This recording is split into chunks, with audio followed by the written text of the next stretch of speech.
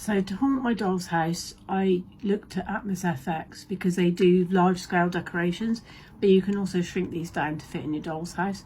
And it's actually quite good method of making see-through ghosts that actually move and do stuff. So if you look at their Halloween section, they've got something called Macabre Manor in there. And I chose the Evil Twins, which are three or four little short pieces of film. And it's not that expensive.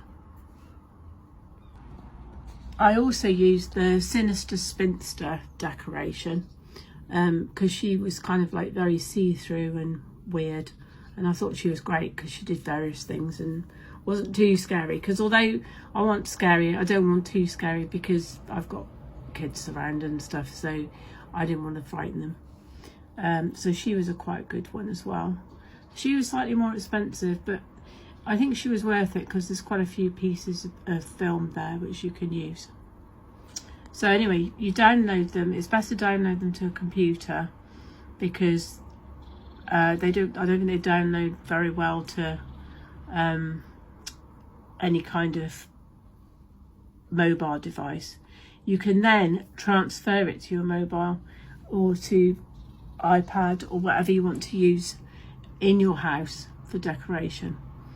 It's quite easy really. I did it through Google Drive and just picked it up from there.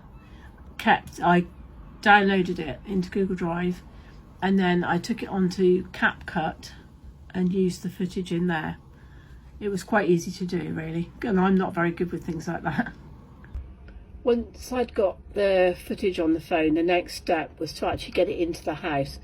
I thought about several different ways of doing this. So there is a method called Pepper's Ghost, which you might have heard of, which you can use a piece of transparent plastic to put at an angle and then you can project something onto it.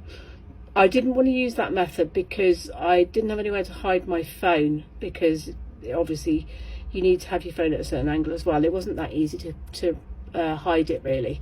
So what I did was I put in a two-way mirror. Hello. And let me just remove the stairs and I'll show you how I fitted it in. So here you can see the lovely portraits of my daughter and her boyfriend at the back there.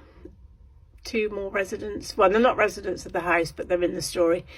And I don't know if you can see, but this here is a false wall. So what I do is I slide my phone behind that, and this two-way mirror, when it's dark, it's better when it's dark, will then show the image of the ghost or whatever you've downloaded. I mean, you could use anything literally. You could use, I don't know, an animal if you prefer, a ghostly animal or something to appear in the mirror. You could also make it look a bit like a picture. I actually put behind the mirror, I put black paper on the wall behind at the back rather than the wallpaper, because I thought the wallpaper might show through, but it works quite well because it keeps it quite dark behind, which is better, so you can't see anything, can't see the phone or anything like that. So yeah, that's how I did it.